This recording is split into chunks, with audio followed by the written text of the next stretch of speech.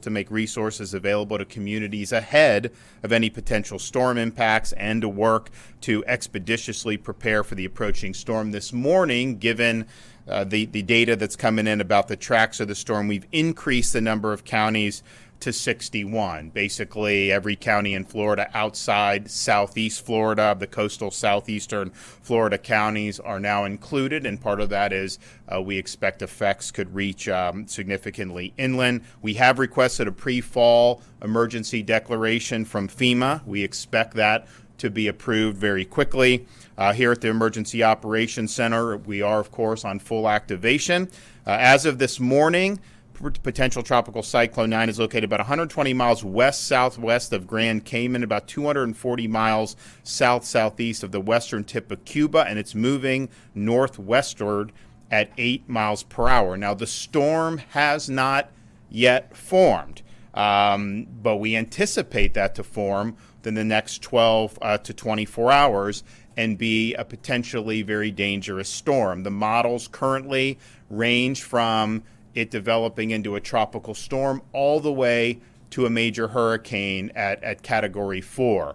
If you look at the National Hurricane Center, they have put out their cone, and they're actually forecasting it to be a major hurricane by the time it reaches landfall, which is Category 3 or higher. And they've never in their history forecasted a major at this stage of development, and part of it, I think, is because there's some similarities to the track that was taken on Hurricane Michael. And I think the thought is that when it's over the Gulf, especially the more north it goes rather than east, it has a chance to have a rapid intensification. So we, as always, we prepare for the worst, we hope for the best, but we'd rather be prepared and then have it not reach that level than just hope that it doesn't intensify and then be caught not being prepared. So we do anticipate that it will intensify before it makes landfall. We do anticipate it's going to form in the next 12 to 24 hours. We also anticipate storm's going to move pretty quickly once it gets beyond the Yucatan and Cuba, and it's got a pretty good runway throughout the Gulf of Mexico. The Big Bend and Panhandle should be especially prepared for a direct impact. We just got some model runs this morning that take it as far west as pretty close to Panama City. And I think the eastern routes are probably more in the Big Bend region. And that's just the direct impact. But I think it's important that people don't get wedded to these cones.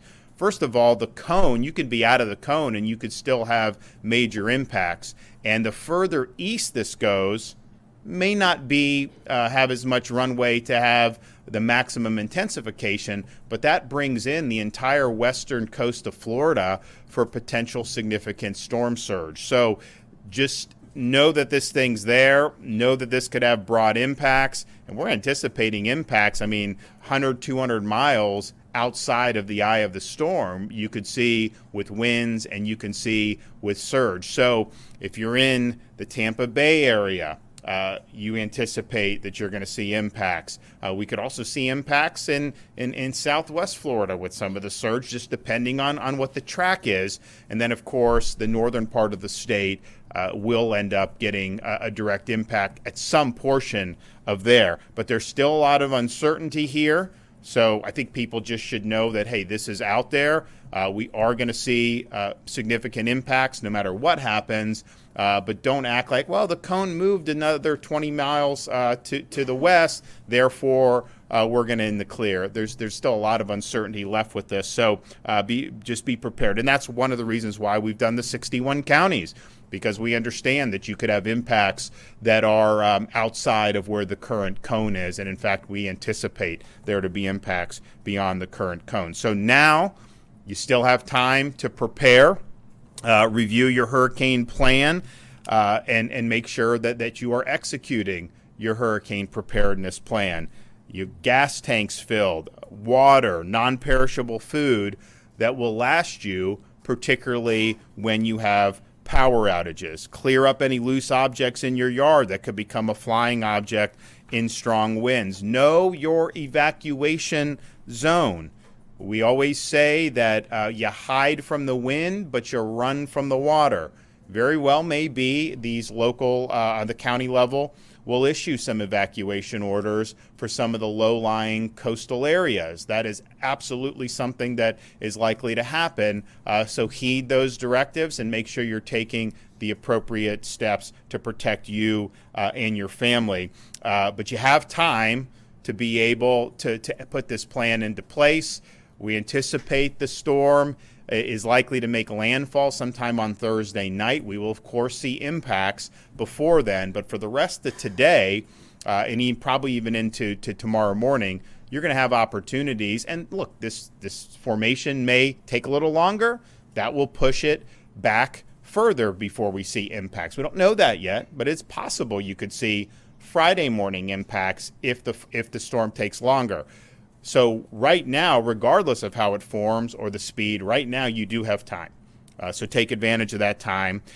Low-lying areas, of course, can increase a community's flood risk. Residents should learn if their dwelling is at risk by visiting FEMA's MAP Service Center at msc.fema.gov or through the property appraiser's website. Floridians can also get up-to-date shelter status information at floridadisaster.org/shelters or reach out to their local county emergency management for more information. Not every shelter is pet-friendly, but every county is going to have at least one pet-friendly shelter, so please take advantage of that. Call ahead online to make sure you're going where you need to go. So prepare. You have time to do it. There's a lot of uncertainty with this storm, but the one thing that is certain is we are going to see some impacts. So just prepare yourself accordingly. Now, the Florida Division of Emergency Management is already responding to storm-related resource requests from local communities. These are from counties and municipalities, and they've gotten requests and are acting on deploying high water vehicles, providing water, tarps, generators, and additional first responders and other personnel. As we typically do, we are amassing many thousands of linemen who are going to be ready. I think we're up to 18,000 now. There's more that are going to be en route at safe locations like highway way stations and state lands just outside of potential areas of impact. As these storms pass, we want to get people in to be able to get the power back on. But Floridians should just be prepared. If you are in the path of this storm within probably 200 miles of it, there's going to be some strong winds. You're going to see power go out in various sections of the state. So just prepare for that. Prepare that you will lose power. Have a plan in place to be able to ride that out. We've been fortunate in Florida that we have a culture here where we really want to put get the power back on. We've got great companies that are working very hard on this. We've got the municipal cooperatives they're doing tremendous compared to what was done 5 or 10 years ago. So that's great. But we've seen in the past where people have been without a power for a long time. You don't know how the storm's going to impact some of this. It's one thing to knock a line down. Yeah, you can get that up. If there's a major hurricane, can uproot something, you may have to rebuild the entire portion of that. So just be prepared to have a power outage, but know we are amassing significant resources to be able to move in and to be able to restore power as rapidly as possible.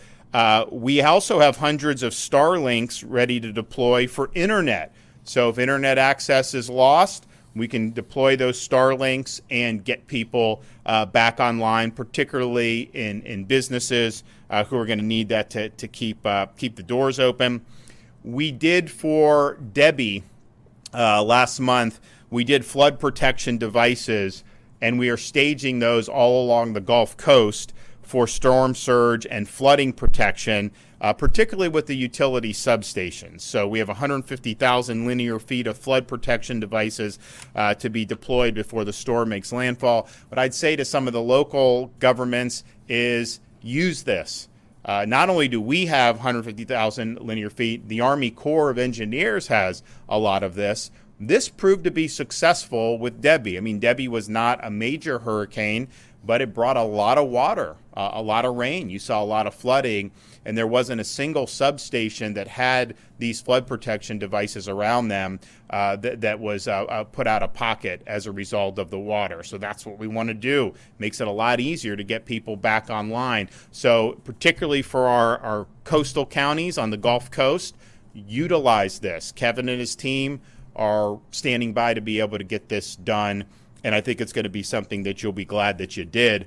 And that's not just for government property. I mean, that can be deployed to protect a private substation. That's fine. I mean, what difference does it make if you get the power back on? And we want to make sure that we're helping in any way that we can. We have 3,000 Florida National Guard soldiers ready to assist Kevin and his team, search and rescue, route clearance, commodity distribution, and protection of critical infrastructure. We've also activated the Florida State Guard, and they have 10 shallow water vessel boat teams on standby, 7 flat bottom flood rescue skiffs, 12 UTVs, 15 cut and toss crews, 2 amphibious rescue vehicles, 7 search and rescue crews, and 1 UH-60 Blackhawk for daytime aerial assessment and logistics mission.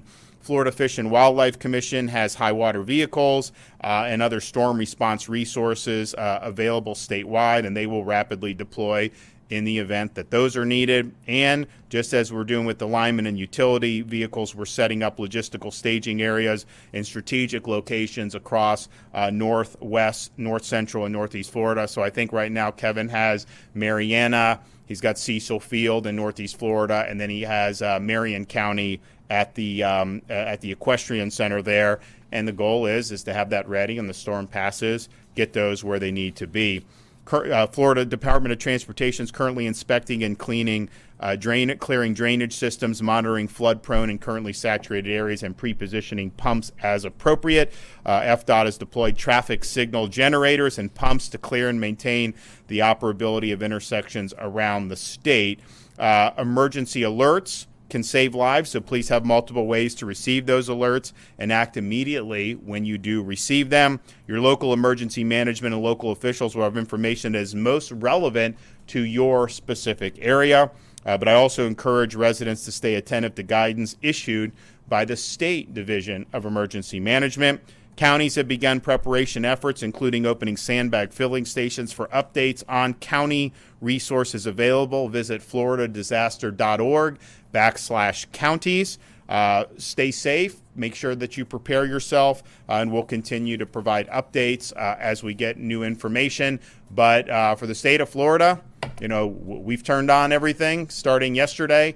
We're rocking and rolling just like we are guaranteed to have a major hurricane. Again, we don't know exactly, hasn't formed yet. There's still some uncertainty, but I think the fact that this would be forecasted as a major at this point without formation shows that this has a potential to be a really, really significant storm. So you have time to prepare, you have time to plan, you have time to take the action that you need to protect you and your family, and we encourage you to do that. And with that, I'll bring up Kevin Guthrie. Good morning. I want to express again my thanks to Governor DeSantis for his swift action in declaring a state of emergency. Again, I don't want that to be lost on anybody. It is unprecedented how forward-leaning this governor has been throughout his 6 years of doing this. We've never had this type of leaning forward at the state in recent memory. So again, thank you, Governor, for giving me the opportunity to be successful with the team behind us. Storm surge watches are in effect for the entire Gulf Coast to the eastern Florida Panhandle, meaning that there is a possibility of life-threatening rising water moving inland from the coastline in the next 48 hours. This is very important. The governor has already talked about utilizing our flood control devices. We also have beach control devices. We have stuff for local governments, for county governments. We want to make sure that we protect as much of our coastline infrastructure as possible, as well as any private property. We are here ready to respond. All we need is for the counties to let us know what it is that they need. Hurricane watches are in effect for the eastern Florida Panhandle, Big Bend, and coastal West Florida, with tropical storm watches extending inland to the I-4 corridor. This means tropical storm conditions are possible within the next 48 hours. Many of you may ask the question, why did we expand the area? The governor has already alluded to it, but the information we are receiving, this hurricane will have tropical storm force winds in excess of 250 miles from the center. That will encompass most of the peninsula from the Space Coast all the way through the First Coast, and then on the west coast of Florida, the entire coastal portion of the west coast of Florida. I urge Floridians to finalize your storm preparations now. The governor's already mentioned that. Make sure you're planning. You still have time. Go ahead, get those preparations done today, as most emergency managers at the local level will probably start calling for evacuations in the next 12 to 24 hours. So make sure you're planning and preparing today. Make sure your entire family knows that disaster plan and what they should do. Make sure you include your pets. Make sure you include any senior citizens in your family, and you are prepared for that. We want to make sure that you have enough food and water for 7 days. Right? Food, water, your essentials for 7 days. Again, we think that there are going to be portions. If you're in a more urban core area, it may not take us 7 days to get your power back on. If you're living in a very rural area where you have miles and miles and miles of feeder lines that service 100 customers, that may take us a little bit longer to get that done. So please make sure that you have food for 7 days. Don't forget that your pets are there. Make sure you take pictures of your valuables in your home and put copies of important documents in a safe, dry location. If you or a loved one have access or functional needs issues, please register today with the Florida Special Needs Registry at floridadisaster.org/SNR. That's Sierra November Romeo. Please make sure you do that. This will provide local first responders ahead of the storm that you need further assistance. Many counties, not all, but many counties have a door-to-door service that they will come to your home, they will pick you up, they will get you to a special needs shelter or functional needs shelter and help you. So if you're new to Florida or you do not know about this service, please make sure you go to floridadisaster.org/SNR. If an evacuation order is called for your area by local officials, you can see which zones are called for at floridadisaster.org/evacuation orders. If you are ordered to evacuate by your county, please do so. As a former local emergency manager, I can tell you that the one thing that I just gave a lot of thought, a lot of time and effort in, is the evacuation order decision. The last thing you want to do is put people on the road when they don't need to be on the road. This is, every single county emergency manager struggles over this, but at the end of the day, they make the decision that's best for their community. Make sure that if your emergency management director at the local level calls for that evacuation, that you heed their evacuation order. I want to encourage all of us to make sure that we are looking for gas now. One of our campaigns is halfway full, halfway there. We want you, the half right now is the new empty. When you get to halfway, go ahead and fill it up. This is going to reduce the amount of run of on gas stations. It's going to reduce the amount of wait time. So again, if you're at half full, go ahead and top off, both with your electric vehicles as well as your gas-powered vehicles. Also encourage you to follow us on social media links.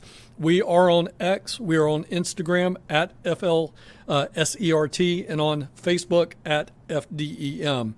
Floridians looking for resources on how to prepare and other state updates, including all of our state agency updates, can go to floridadisaster.org/updates for additional information. And as always, again, I cannot underscore the fact that this governor is doing everything he can to protect the citizens of the state of Florida and giving us the tools and ability to do that. So again, Governor, thank you very much. And then if you're asked to evacuate by local emergency management or county officials, you don't need to get in the car and drive a couple hundred miles to just get away from any impacts of the storm. If you're on one of those low-lying areas, the evacuation is not because your home can't withstand the winds. Most homes in Florida probably can at this point. It's the fear of what happens with the water to get inland, get on higher ground. And if you're in a building that is built to hurricane specifications, whether it's a shelter, a hotel, a friend's house, you're fine to ride out the storm. So most of the evacuations from the low-lying areas people do not need to even leave their county in most instances.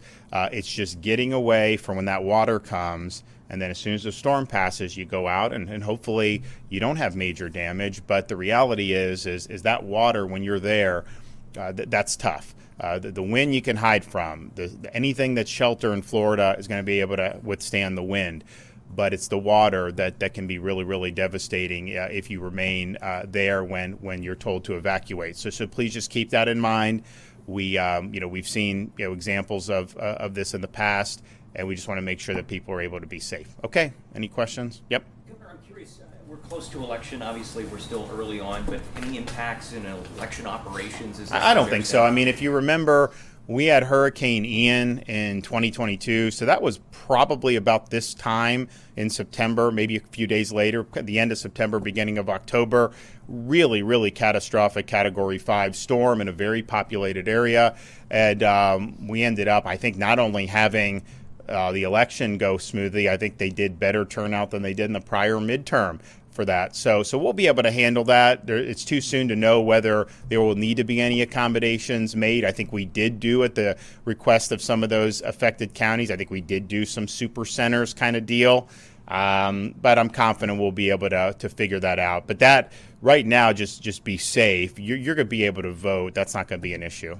For many of these people, this will be their third storm in 13 months. I guess can you kind of talk about what you guys are doing to help these people kind of prepare while rebuilding from the previous two storms? Well, not only that, I mean, if you go back 6 years to Michael, we've done a lot to help, and there's been a lot of bounce back, but there's still, with a storm that big.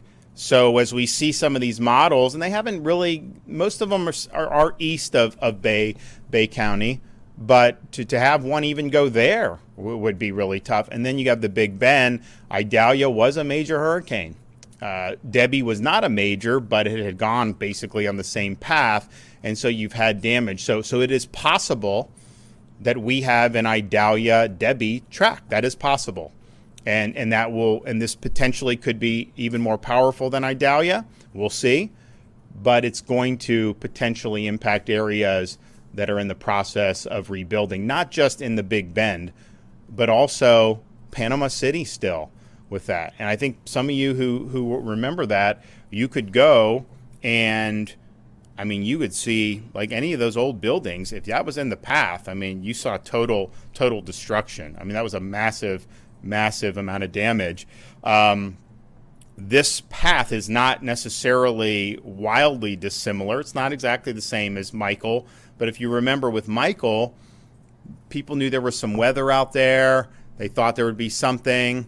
No one was predicting a Category 5 at the time. It really went quickly. It really intensified. So I think one of the reasons that the Hurricane Center has forecast a major even before this has formed is that experience with Michael, that we know once it gets through past the Yucatan and Cuba, it's got some warm water, it's got a good runway, and you could see it move quick and you could see it intensify. And Kevin, correct me if I'm wrong, but this is going to move faster than I think the other two storms more recently, Idalia and Debbie.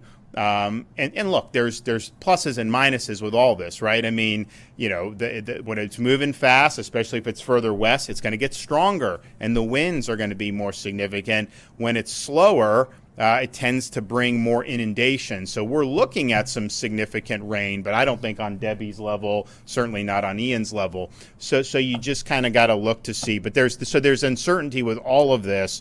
I think most people would say the further east it tracks, it's not going to have as much runway to get the maximum intensity. The further west it tracks, it's got that runway. The more it goes due north, let's say, from where it is now, once it gets past the Yucatan, then you're looking at potentially even more significant rapid intensification. So there's a range of possibilities here. These guys, Kevin, and they're working with the Hurricane Center. We've got our meteorologists looking at all the model runs. There is some variation in terms of intensity, ranging from tropical storm to Cat 4. I think this morning there was one Cat 4 prediction. Now I think there's 3 models that have Cat 4. But then yesterday there was some that had Cat 5. None of the models have Cat 5 now. So bottom line is, it's a chance to have a major impact. So just prepare as if it's going to be as strong as possible. Yep. Evacuations, are there certain zones in certain counties where you think people should be especially prepared, or where you're anticipating evacuation orders coming down? So what I would say is, one, any evacuation directive is going to be administered locally, partially because if they say get off a barrier island, they're responsible for enforcing that, whether it's bridge closures or any of that. So listen to those folks. But I think if you look from the Tampa Bay area all the way up that west coast of Florida, you have potential major storm surge. And you could even have more south of Tampa Bay, depending on how the storm tracks. The more it tracks east, I think the farther south you're going to see impacts. The more it tracks west, less maybe in southwest Florida than you could. So there's a range of possibilities, and I think those local officials will be looking at that and then making the best judgment. As Kevin said, it's not a light decision to tell people that they need to evacuate their home. And you don't want to do that unless you have an adequate basis to do it, because if you do it without an adequate basis and then nothing happens, then the next time people are less likely to want to listen. So I think people have been through this enough, certainly in the counties, that they understand that, and I think they'll be making good judgments on that. But yes, I mean, there is a possibility of having, particularly those low-lying areas, if you look at some of the storm surge possibilities, that would potentially be something that would likely necessitate that. So just listen to your folks locally. It's not going to be the same in every part of the Florida West Coast, but there's going to be some that potentially have bigger impacts than others. And there's some that are more vulnerable to impacts than others. I mean, Pinellas County doesn't need a hurricane to flood. I grew up there. It's a low-lying area. It's surrounded by water. So clearly, if you have a storm, and the eye doesn't even have to really, as Kevin said, be that close to it, if it's 200 miles away, you're still going to see impacts there. No question. The further west it goes, probably the less storm surge you're going to see on the Florida Peninsula's west coast. The more east, the more storm surge you're going to see. So people can do that, and we're looking for formation. Once we get formation, we get it out of where it's in now, out into the open Gulf. I think they're probably going to have some pretty accurate forecasts at that point. If the storm is perhaps putting Tallahassee right in its crosshairs, I mean, have you taken any steps to preserve government, perhaps get out of Dodge if Tallahassee? No, I'm not getting out of Dodge. We'll be here. We're good. This is a hurricane-proof thing. Tallahassee is tough just because, I mean, you guys that live here, there's a lot of trees. There's a lot of prospect for debris. It would not, if it hit the coast as a major, it would slow some by the time it got to, but you're still looking at potentially, you could have 120 mile an hour winds could potentially impact Tallahassee if it's a major hurricane when it hits, but even 100 mile an hour winds will cause a lot of damage. So Kevin is working with the local officials here in Leon at the city and county level, and they're actually working very well with Kevin and his team. We want to be able to get debris cleared, and we want to be able to get power back on, because even if it's tropical storm winds, you are going to see debris if Tallahassee. Now, if it goes further east, we've been through these tracks the last 2 years. You get on that weak side of the storm, it's not like you would never see any impact, but it's much different than if you get a direct hit or if you're on the east side of the storm. If Tallahassee's on the east side of the storm, you're going to see a little bit more significant. But yes, we will be here.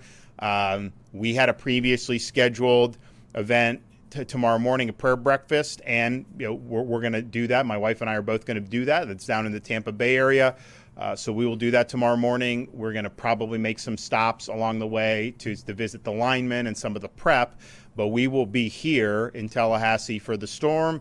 Everyone will be working out of the Emergency Operations Center, and we don't anticipate there being any issue with continuity. Yes? Lord forbid, but if this storm does strike as a Category 4, what kind of considerations are you making for the state's property insurance market and its consumers, and how devastating could a major hurricane be to the market? Well, we had a major in last year with Idalia. It was a Category 3, close to Category 4. And in 2024 so far, I think we've had 57 companies file either no increases or reduction in rates. That is not happening in very many states around this country. You have people that are actually increasing their exposure in the state of Florida. And I think part of it is, obviously, we had to do some reforms a year and a half ago that put us more in line with how these markets function in other states. And I think that's been attractive. But I think it's also the fact that if you look at these storms, Florida building specifications can handle these storms, the newer construction. I know there's buildings from 30, 40, 50 years ago, maybe not at the same specifications. But even with Michael, the new buildings, you'd look at them, and this was a Category 5. These new buildings made it through. Ian, the new buildings made it through. Even the manufactured homes, and Ian, I remember like just holding my breath. I cannot even imagine what some of these manufactured homes communities are going to be like. And some of those newer ones, honestly, did pretty well. So I think that that's what people have seen. They've seen how this the building code has really, I think, worked. I think most of the damage that we've seen in recent storms have been with construction that's been a little bit older. On the wind, now on the water, when you have the surge and the storm surge, I mean, I know people build the homes up and they build buildings up higher maybe than they used to, but the water is something that could be difficult. So I think we're going to be fine on this stuff. We'll provide relief with Kevin and his team, the immediate relief. Hopefully, we don't have people in jeopardy of losing life and limb. I think if people make the adequate preparations, I don't think it needs to come to that. I mean, I think the last two storms have done a pretty good job in terms of we have all this search and rescue, and people were basically heeded the calls. Of course, in Ian, there was a huge search and rescue effort, understandably, how big that storm was, and you had a lot of people that remained. So that's going to be the first order of business, make sure we protect life and limb, and then restore the services with both the power and any other services that are interrupted to get people back to normal. So we obviously hope for as small of interruption as possible. But we got to prepare for a big one, and that's why Kevin and his team have amassed so many resources already. And these resources are being added by the minute. So you're going to continue to have more linemen brought in. You're going to continue to have more beef added to these staging areas. And we'll continue to watch the forecast, watch how this develops, see what the time frame is going to be. But we're going to get something, that's for sure. Okay, we'll have another brief, maybe today, but definitely tomorrow.